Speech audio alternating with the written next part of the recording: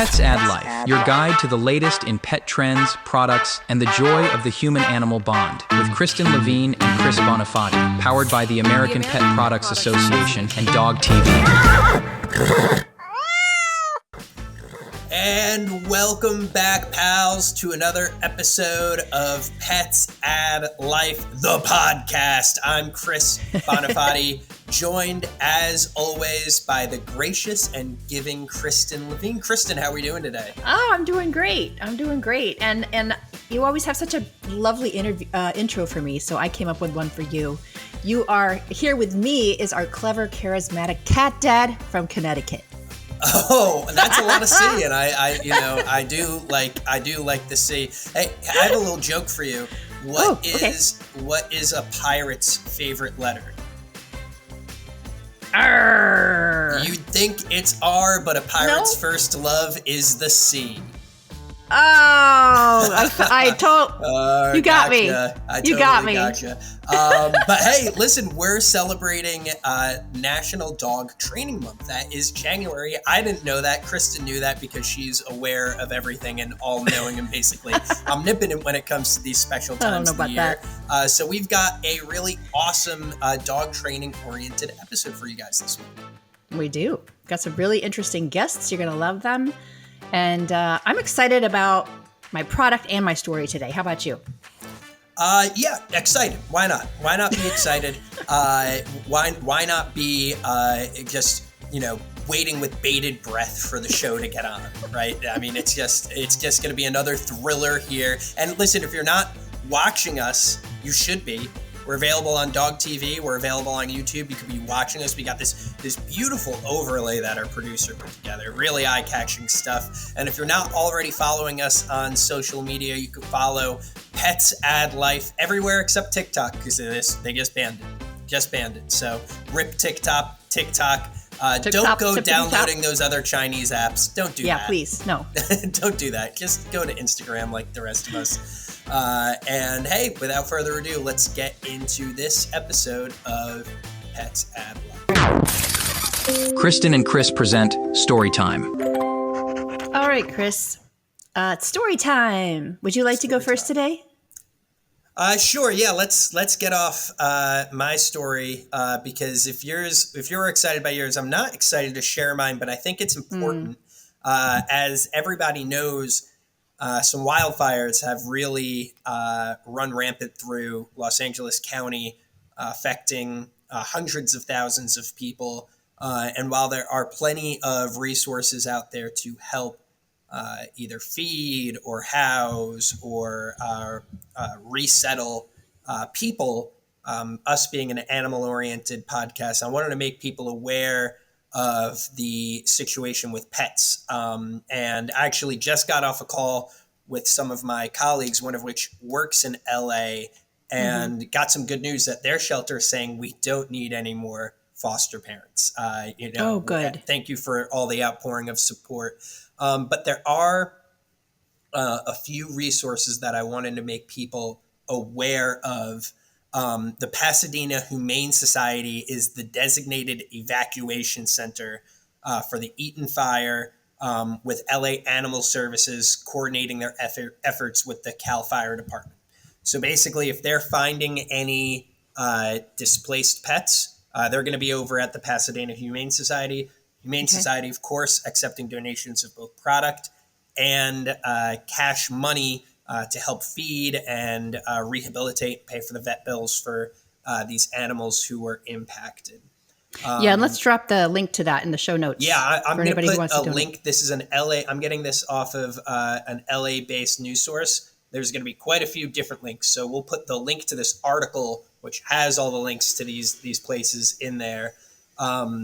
LA Animal Services is where you can go to sign up as a foster. So if you're in the LA or surrounding area, if you're further inland, and you want to either foster some of the displaced animals or animals who are strays and need rehabilitation, you can contact LA Animal Services and they will be able to help you get started.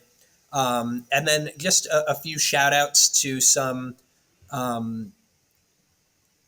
rescues and other organizations that I've seen on socials doing some really great work Boomer's Buddies Rescues has been working really hard to save cats in the area. Cats obviously don't react to fire well, arguably worse than dogs. They tend to just sort of stay in place and really need saving, while dogs tend to flee.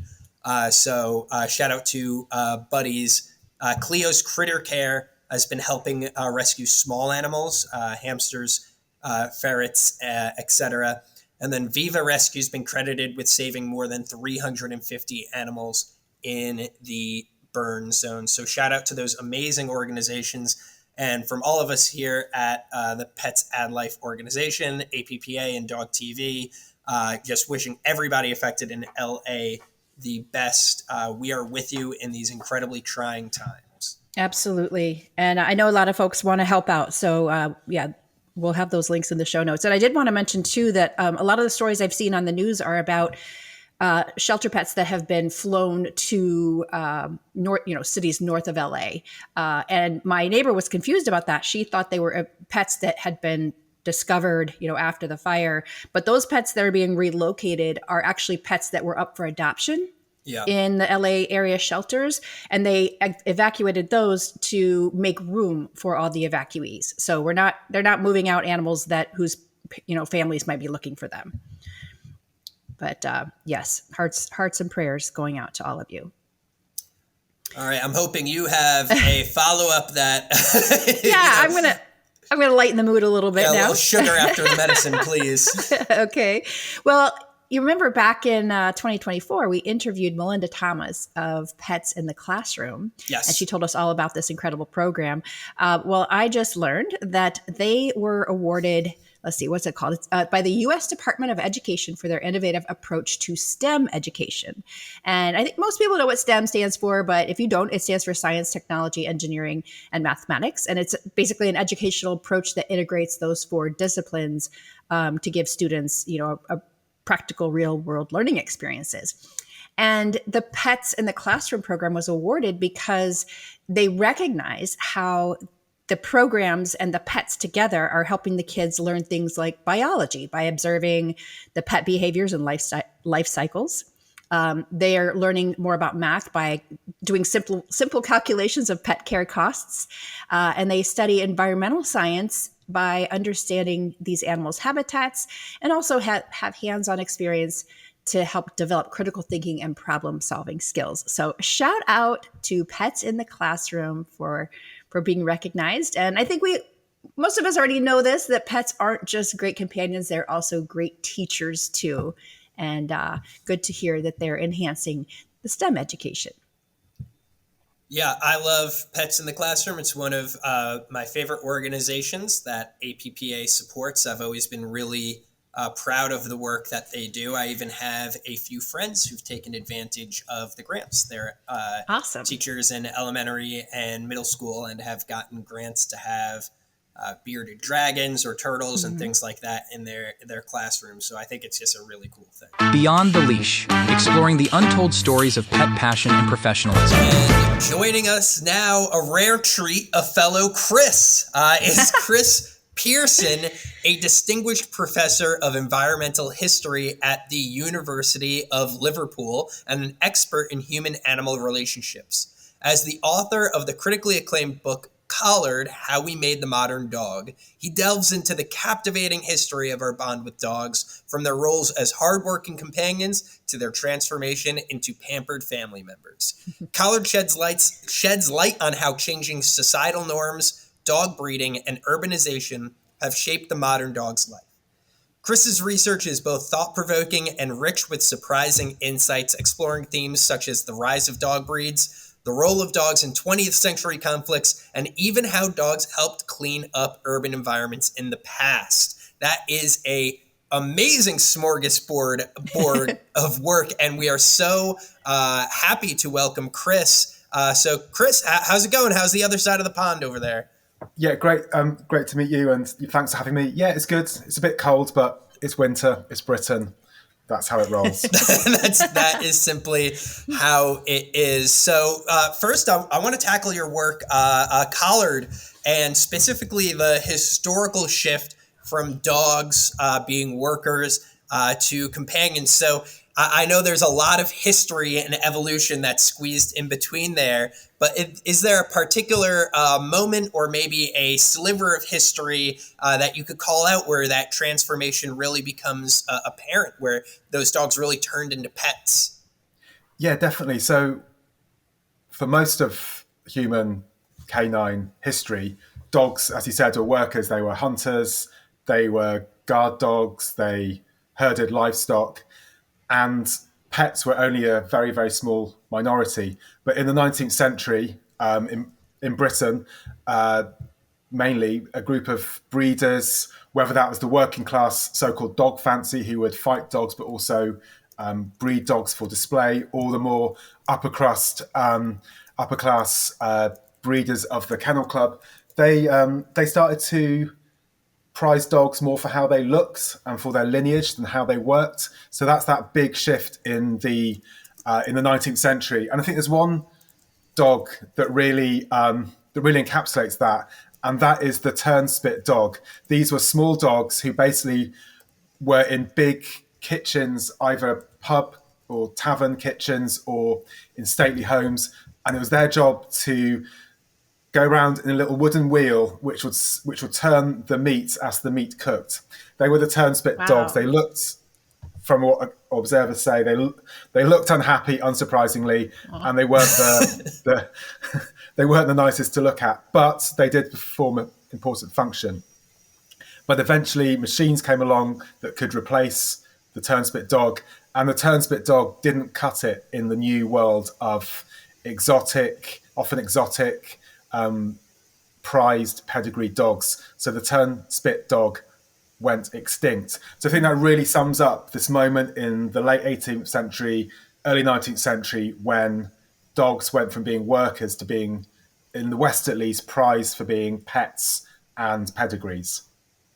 Wow, that's really interesting. So, Chris, you write about how dogs reflect changing societal values and behaviors. Can you give us an example of maybe a surprising historical role that dogs have played in helping to shape the culture?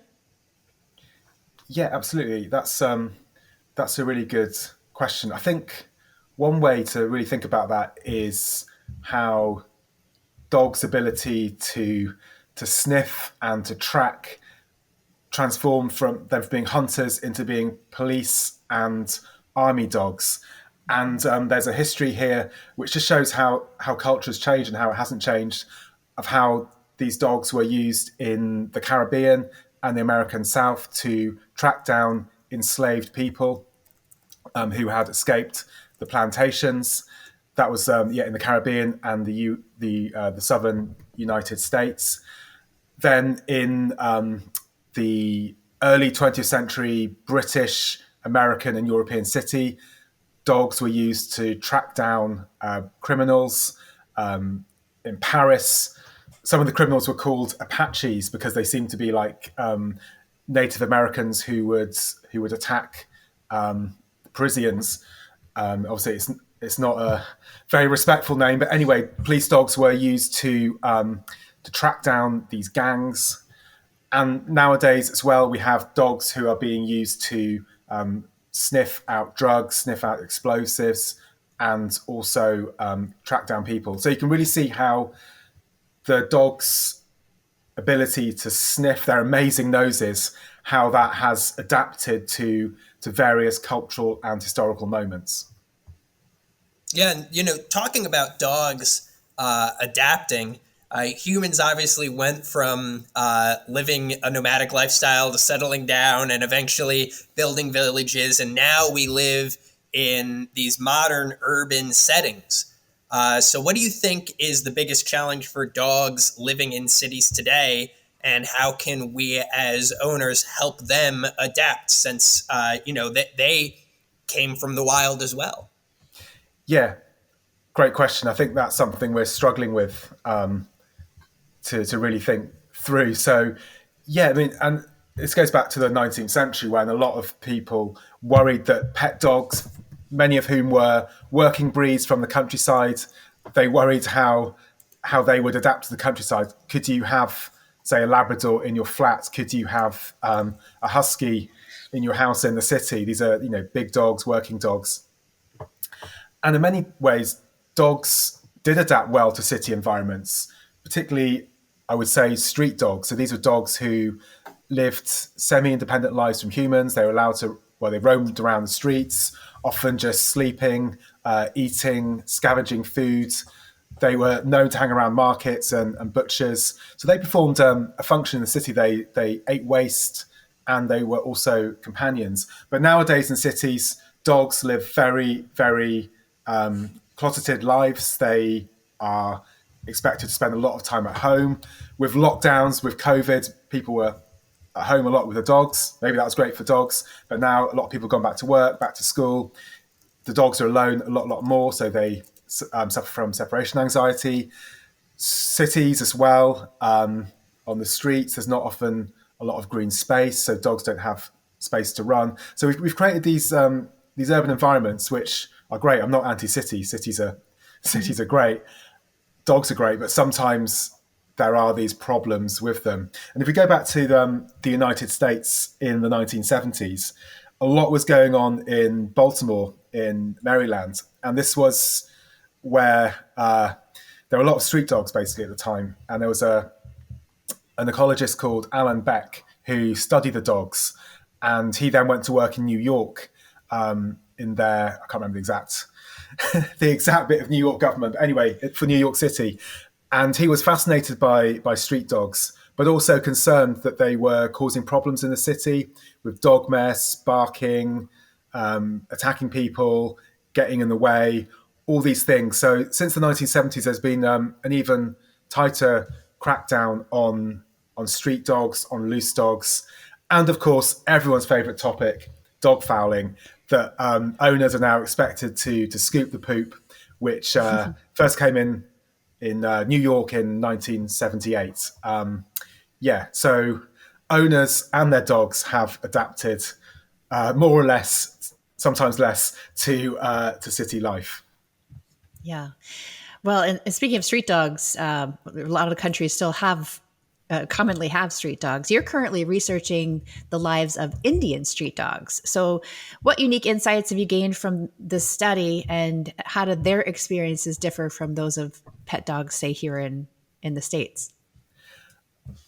What really stands out, I think, is how in the West we often think about dogs as pets on leads within the home. But actually that's a minority of dogs. Most dogs in the world are street dogs. And what the research that the team is doing in India is finding is that street dogs have a long history of living in Indian cities, in the countryside, and sometimes they've been attacked by humans, but very often they've been cared for, supported by people throughout India. And there's some great research that one of our students is doing in a Himalayan village, and he's just really showing how in the marketplace of this village, street dogs, humans live side by side. Humans care for dogs, feed the dogs provide companionship, and it's just a really fascinating multi-species story that's unfolding, and that's taking place across the world, and we've kind of lost that in the West. Yeah, this is all absolutely fascinating stuff. But before we let you go here, Professor Pearson, if people want to learn more, we have plenty of listeners who are of curious nature. If they want to jump in and either find some resources on the history between, man and dog, or if they want to hear from you, is there anywhere that they could head to find out more? Yeah, absolutely. So I've got a blog called Sniffing the Past. I set it up. That's great. I set it up in 2011, and the formatting, I've got to say, if you want to see what a WordPress blog was like 15 years ago, go to Sniffing the Past. But also there is some great stuff in there, both, if I say so myself, written by myself, but also from animal historians, dog historians, humans who study dogs rather than dogs actually being historians themselves. So on the blog, you can check out some things there. There's also the book that you mentioned, Collared, and also if you go onto either the Google or the Apple app stores. There's an app called Sniffing the Past, which is a interactive app that helps you explore the history of dogs in London, New York, and Paris. Wow. That's really So cool. there are a few things. That is what a great answer to my question. Awesome. Thank you so much, Professor. This has been very enlightening, and I can't wait to get my hands on your book, and I'm just definitely going to check out the Sniff blog too. Thanks very much. And thanks so much for having me. It's been great Of course. Thank you. I'm buying a plane ticket. I'm enrolling in classes at the University of Liverpool, and I'm going to find Chris Pearson at the local pub. I'm going to buy him many beers, and he is going to regale me with tales of great hounds. He was fascinating, and I have so many more questions. Yeah, I feel like maybe we can have him back on the show. We barely tapped into it, right? Mm-hmm. Like I feel, you know, when you talk to somebody, you just feel the knowledge oozing out of them. Yeah. And I feel like we barely scratched the surface. We just got just a little tiny bit. Yeah. Yeah, I think we're gonna find a way to either speak with Chris or one of his colleagues again in the future, because that was a really cool segment. Pets add life. Well, it is National Train Your Dog Month in January, so what better guest could we have than a fabulous dog trainer? Her name is Andi Grossman, and she is a certified pet dog trainer, and she has many credentials in her portfolio. This is really interesting. She's a journalist turned dog trainer and the owner of School for the Dogs in Manhattan's East Village. With a career that bridges storytelling and science, Annie has redefined how we think about dog training. She's the author of the critically acclaimed How to Train Your Dog with Love and Science.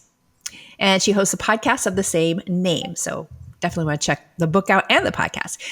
In her work, Annie dismantles outdated training methods that are rooted in coercion and force, replacing them with a compassionate, science-based approach. Now, her book not only provides actionable steps for dog training, but also explores the fascinating history of positive reinforcement, offering insights that benefit both pets and their humans. Welcome, Annie. Hello. My dog just hopped on my lap, too. Oh, we love that. That is always acceptable on the Pal podcast. Oh, look how sweet. Dog TV, Poppy. Did you train her to do that? I trained her to love me. Oh, I love it. I love it. What's her name? This is Poppy. Hi, Poppy. Welcome to the show. Poppy, welcome to the show. We're going to interview your mom Thanks so much here. for having me. That was such a lovely introduction. Oh, well, you earned it. So let me just start off the questions with asking you what inspired you to go from journalism into the world of dog training, and how did you develop your science-based approach for School for the Dogs? You know, I was really just sort of fishing around for a new career. What could I do that seemed like it'd be fun and I could make my own schedule, but that would be maybe more straightforward than trying to sell stories to magazines and newspapers. And it's funny because I ended up creating something way more complicated, which is a small business. But I really knew nothing about dog training. I was just like, that sounds like a fun career. And I ended up signing up for a 6-month program, the Karen Pryor Academy, and just sort of fell in love with the fact that there is a technology to how you can teach animals, and that there are laws of learning, and sort of the whole process of watching my dog learn, and the process of developing my skills to train them using this science and technology-based approach just appealed to me so much, and really made me see the whole world kind of anew. Sort of made me see like, oh, like this is how behavior works, and my behavior is being impacted by forces beyond me. So what I found was something that interested me even more than dogs in particular interested me. But that as a writer, I realized it was a kind of cool way to introduce people to this science by sort of showing people how they can train with the lab subjects we have in our living rooms. There we go. So my favorite science-based television show is the Mythbusters, and I believe in your book you go about busting several dog training myths. So what's the science show us, Annie? What kind of stuff have you proven is just not as effective as your method? I wouldn't say that I've necessarily proven anything myself, although I've done lots of experimenting. But, you know, I think the world of dog training has been really so sort of caught up in static that has to do with dominance and like power structures, which is, as humans, how we very much organize the world, right? Look at religion and the military. We have these structures, and often we are used to taking a kind of like top-down approach to solving problems. And in the last, few decades, we've certainly seen that on TV shows like The Dog Whisperer, which is one I talk a lot about in the book, where that sort of coupled this sort of dominance, make the dog obey because I'm bigger and stronger approach, also covered with kind of the dust of myth having to do with dogs, like wolf behavior, like conflating wolf behavior and dog behavior, and conflating the behavior of animals, held in captivity to the animals, that are living in loving spaces in our homes. And a lot of that, I think, makes for good. Dogs barking everywhere. I think a lot of it makes for good TV, and people like the idea that certain people have a certain ability with dogs, and we're born with an ability to speak to dogs. Where I think all of that is a load of hooey, let's say. I don't think you might be born with certain tendencies to be able to select behavior you want and reward that behavior with really good timing and structure environments where your animal, whatever your subject animal is going to be better set up for learning. But I don't think anyone's born with the kind of innate dogginess that somewhere like the Dog Whisperer, claims that he has. And that's one thing that's really cool about dog training is I do think it's something anyone can learn. But it involves sort of wiping away some of this misinformation, which, the problem with punishment-based training and dominance-based training is that, of course, it can work. At least it can work in the moment. And there's no shortage of punishment-based training that you can find online that's effective, at least in the time of a YouTube clip or an episode of TV. But the problem is, the fallout from that can be really deleterious and unpredictable.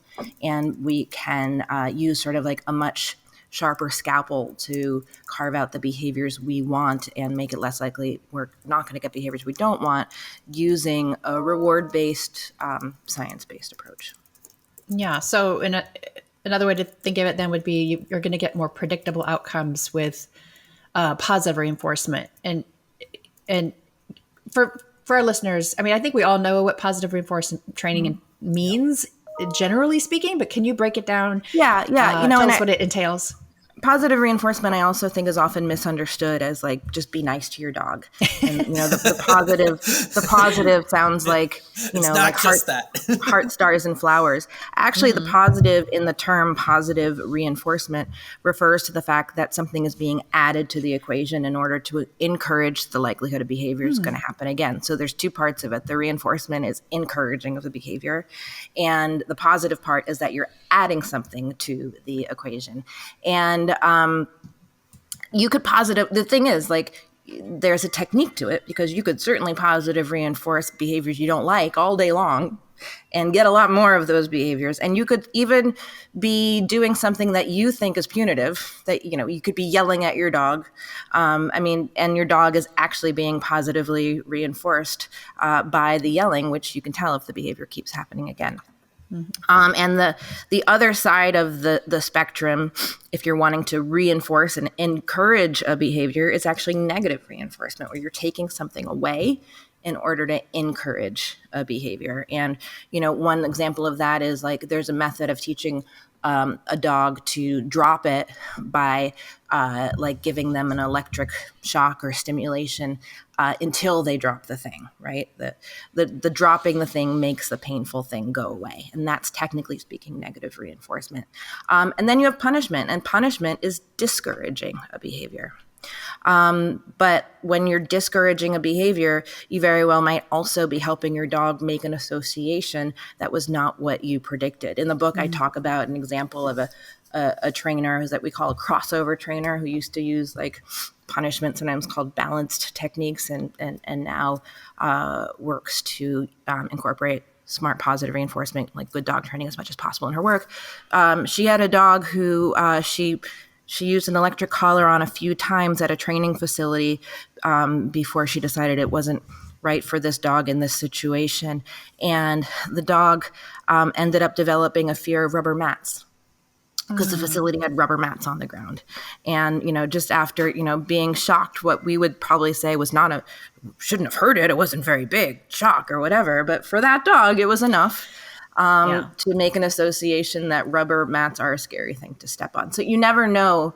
I mean, and that was just an instance where the person figured it out. But you never know what connections your dog is going to make. And because we're asking them to live in our worlds, I think we can do them the favor of trying to make them feel good about things we want them to feel good about, rather than risking that we're going to make them scared of something that's going to be hard to undo. So, Annie, before we let you go here, we have likely just coming out of the holidays, we probably have a lot of brand new dog owners who just got some animals for the holidays and have realized how in over their head they truly are. Do you have any advice for overwhelmed new pet parents on where to start or how to take what honestly is a complicated task? Training your dog is complicated, and make it simple and more manageable. Well, read my book. Great answer. Well, I've been a professional dog trainer for over a decade, and so much of the times that I would meet people during a first session, I really wanted to give them a big picture overview of how to even just think about training in a way that then you can kind of make your own choices. And if necessary, find a coach, find a professional who can coach you. But you're going to be better at being coached if you're facing in the right direction. But one small thing is lower your criteria. In the book, I have what I call criterion 0. Just start with rewarding your dog basically for existing in your home, because we're asking a lot of them all the time. And when you think about it, we're basically asking them to coexist in this home that they didn't ask to be in with people who are 4 times their size and don't speak their language. So I think we can do them the favor of helping them at least learn to feel good about all the things around them, and then start selecting specific behaviors that we want, rather than focusing early on my dog's nipping me or my dog's crying and I want to get rid of that behavior. Focus on how you can just get them feeling good about the world, even if sometimes they're maybe doing stuff you don't really like, because ultimately what you're doing is setting the stage for better learning in the future and less likelihood of fear-based behaviors to happen. And most aggression and stuff dogs do that we don't like stem from fear. So. Great advice. And definitely check out Annie's book, How to Train Your Dog with Love and Science. Annie, thank you so much for joining us today. Thank you. And I love how you broke down the definition of positive reinforcement. I learned a few things today. Great. We're glad to hear it. Yeah. Yeah, you can really tell that Annie is a former journalist. Yes. She's done a lot of research and had some really interesting insights. I never realized that positive reinforcement, the positive is the adding something to the equation and the reinforcement is the positivity. Yeah, it's crazy how much time and effort and research and diligence has gone into, I'm going to call it the art of dog training. Absolutely. What a knowledgeable person. We're so much knowledge on this podcast. It's crazy. It's crazy. We've got the biggest, brightest, most well-studied and published people out here for you, dear listeners, to listen to. And honestly, for Chris and Kristen as well. It's been a very informative one. The product of the week. And it's time for our products of the week. And I'm going to toss it right on over to you, Kristen. What do you got for us? Okay. Well, as you know, the CES exhibition, it was in Las Vegas a couple weeks ago. CES stands for Consumer Electronics Show. It's a massive trade show. You see it on the news in early January, usually, where all these new consumer tech products are launched. And a pet product won one of the innovative awards. It's called Pet Port, And it's basically revolutionizing the way we see pet doors. So like the doggy door, the kitty door. And some of the highlights are that it takes, if you have an existing cat door or a doggy door, it will create a new smart entryway that you can control from your phone. So you can fit this smart door right over the existing opening of your current door, or maybe it's a new door. It comes with an app, of course, that lets you schedule when the door can be opened, when your dog can go in and out. It allows you to track your pet's activity and get notifications, which I think is so cool. Like you can, get a little notification that your dog just ran out to go potty. It also has a night light. I love this. It's an LED light that helps guide your pet at night. And it comes with a lot of different stylish finishes to match your home's decor. So from what I understand, this is going to be great. It's not available yet, but you can pre-order it. So obviously it's going to help pet parents have more control over their pet's outdoor access. Anybody concerned about security or unwanted animals getting in through a pet door, it's going to put a stop to that. And if you have multiple pets in your homes, you can set different schedules for those different animals. So pretty cool. And you can, let's see, if you sign up on pawport.com, you can pre-order and they're going to give you a discount between $75 and $150 towards your purchase. So this must be kind of a pricey item if your discount is $75 to $150. But for some of you, you might want to check it out. A classic CES. Expensive, yeah, right? Cool, cutting edge product. I like the little lighthouse idea, to guide them back home. I'm just hoping that the lighthouse doesn't come with a Willem Dafoe and Robert Pattinson inside of it. That'd be less than ideal. My product of the week is way less tech savvy, though it goes hand in hand with a lot of the stuff we were talking about. Man, I want to say 1 or 2 months ago when we were talking about sort of cat enrichment and creating a space in your home that is both aesthetically pleasing and healthy and beneficial for your cat. So this is from Armacat. I believe I'm pronouncing that properly. Armacat. And they have these really simple, at least in my opinion, simple to install wall cubbies that you could sort of put up against the wall. It seems like, from my understanding, it just sort of gets drywall anchored with 3 screws directly into your wall. They are hexagonal in shape, and I had to double check to make sure that that was the right term for a two-dimensional object with 6 sides. Yes, they are hexagonal in shape and sort of have openings on the front face and then the 4 sort of sides. And the picture they have on the website sort of has 2 of them staggered up like a staircase wall, like where your staircase goes up. And they have a cushion inside and also on top. And you could just very clearly see how a cat would be able to climb and weave its way through and sort of jump up towards the top of the stairs, and from the top of the stairs back down through this sort of little system instead of using the stairs. And priced, it's a 2-pack. Set of 2 natural wood, a beautiful natural looking wood. Looks like a cedar or an oak, though I am no arbologist.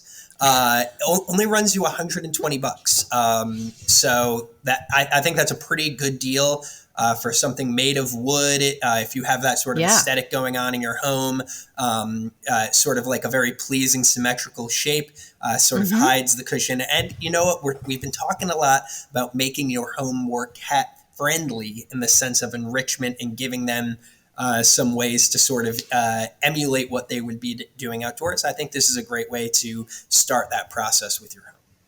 Absolutely. What a great way for cats to get more exercise too at home. Yes. And zoomy around their stuff instead of your nice furniture. Right. Q&As. All right, pals, it's time for our favorite part of the episode. That's right. We're going to answer 2 questions from you, our beautiful listeners. And I know what you're thinking. Well, how do I get my question answered? by Chris and Kristen. Well, it's quite simple. You can head on over to petsaddlife.org/podcast. Scroll on down to the bottom of that page and you will see a forum to just, submit your question. Or if you're feeling as brave as those affected by the LA fires, which is mighty freaking brave, you could submit a voice memo. Hey, if we have firefighters out there fighting fires day in and day out, you could submit your question via voice memo. I believe in you. That's right. So that button's right there too. Go ahead, submit it, and you'll hear your question played live. I think, you know what, Chris, I think we need to introduce a little bit of FOMO here. I think we should say that we're not taking any more questions for the first quarter. I heard a rumor that we have over 30,000 questions in writing. Yeah, you know what? Fine. We're lying. We have 250 million written questions. So if you write your question, there's no guarantee it's going to get answered. But if you send in a voice memo, rarefied air there. That's right. So it will be played. Bumps you to the top of the list. Unless you end up asking Chris or Kristen out on a date with your question, in which case we're not going to play that. We're both taken. Yeah. Happily married. Great. Well, without further ado, Kristen, I've got a question for you. This question comes from Olivia in the beautiful city of Denver, Colorado. We love Denver on this show. I love Denver. Olivia asks, my Labrador, Max, hi Max, has been chewing on everything lately, including furniture. Uh-oh. I've tried giving him chew toys, but he always goes back to the couch. How can I redirect his chewing behavior and keep my furniture safe? Oh my goodness, Olivia. This is a great question for me because I've had 5 labs and I totally feel your pain. Chewed furniture, chewed shoes, chewed electronics, money. My last lab chewed up a wad of cash. So they are professional chewers for sure. So let's break it down into 2 different parts. Let's understand why Max is chewing and then what you can do about it. So he's probably chewing furniture over his toys because I assume he's not teething because you didn't mention that he was a puppy, but that is a common reason young dogs chew on things. They teeth between 3 and 7 weeks typically for a lab. Now, Max could be bored or not getting enough physical and mental stimulation. He could be experiencing anxiety, like maybe he doesn't like being home alone. Or it could be that he simply hasn't learned what's appropriate to chew on and what's not.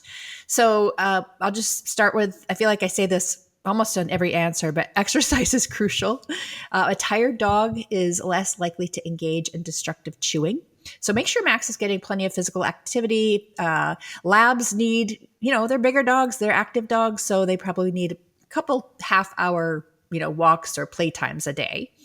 And then and by the way, exercise can solve whether he's just bored or if he's anxious. That can be really helpful. And then you want to look at your toy selection. So sometimes it's just about not having the right toys or the toys that Max really likes. So try different textures and different types. Try like rubber toys with treat compartments or puzzle toys, rope toys. And of course, the Frozen Kong is kind of the classic enrichment tool for dogs with peanut butter or yogurt inside. And I just would give him a selection of those toys and see what he gravitates towards. And then maybe start, purchasing a couple of toys like that.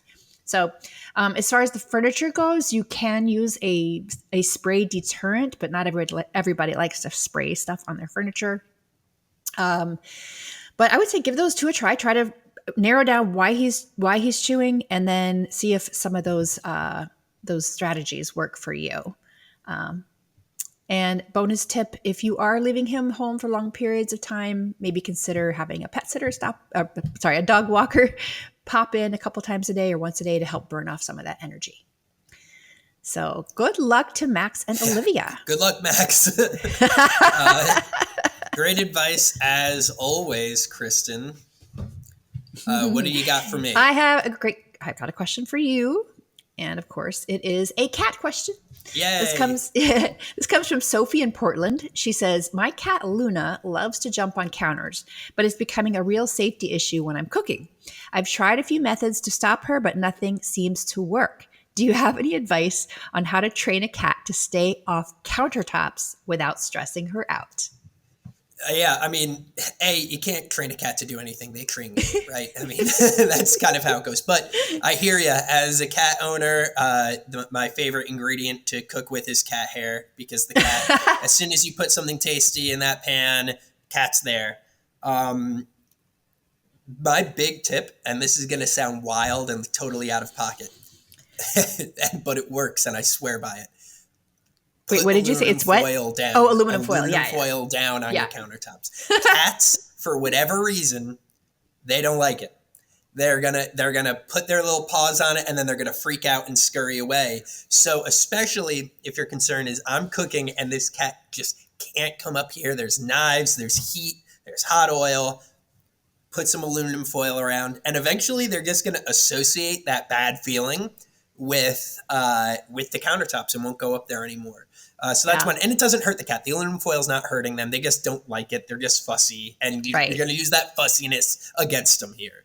And you might want to roll video the first time it happens. Yeah, absolutely. Set up the tripod, get your little influencer station going, and let it rip.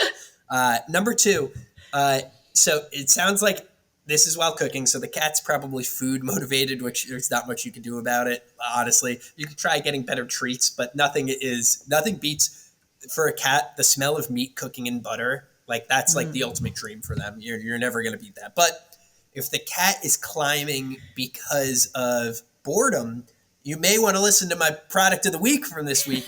You may want to invest in some type of cat tree or other climbing structures. Cats want to climb. You're not going to stop them from climbing. All you could do is give them better options. So maybe consider like a nice big cat tree where you keep some treats in some enrichment toys towards the top, where they're going to have to climb on up there and sort of pat something around, maybe knock it off, jump down and go after it and stuff like that. But usually when it's around cooking, it's because they smell something nice. And, the cat is coming for us in our house. It's whenever I break out the American cheese for like bacon, egg, and cheeses in the morning, the cat comes to collect the cheese tax, and there's no satisfying tiger until she has that slice of cheese. So sometimes the cat just trains you. This is true. Well, good luck, Sophie and Luna. Yeah, send us a video if you do the aluminum foil trick. We'd love to see the video of her jumping up for the first time. Those are always funny. It's like when you hide the cucumbers behind the cats and they think it's a snake. That's so funny. It's so adorable. It's still funny. Yeah, it's still funny. Well, hey, listen, that does it for us on this episode of the PAL podcast, celebrating National Dog Training Month. It's been awesome talking to these awesome guests and learning some really cool stuff about dog training in this modern world. I haven't had to train a dog in like over 10 years. So these new ways of doing things and new ways to think about it are really awesome. It keeps evolving, keeps getting better and better. And don't forget, we drop episodes every Tuesday. So hit that, whether it's follow or subscribe, whatever button you need to hit to make sure you don't miss one. Do that. And share the show with your pet-loving friends, too. And the pet-hating friends. Convert them. Oh, yeah, that's right. That's right. Yes, we're sharing the show with our pet-hating friends, and we're converting them into pet lovers. One grouchy Scrooge at a time. I don't know. I can't even think of like a infamously famous pet. I guess Corella DeVille, but like, I don't know. Yeah. I don't want her listening to the show. No. In all honesty, she could stay ignorant. But hey, I hope everybody's having a awesome week. Happy Tuesday. We'll see you back here in 1 week's time. Till then, be kind to yourself, be kind to your pets, and we'll see you soon. Bow wow and meow for now. Ooh.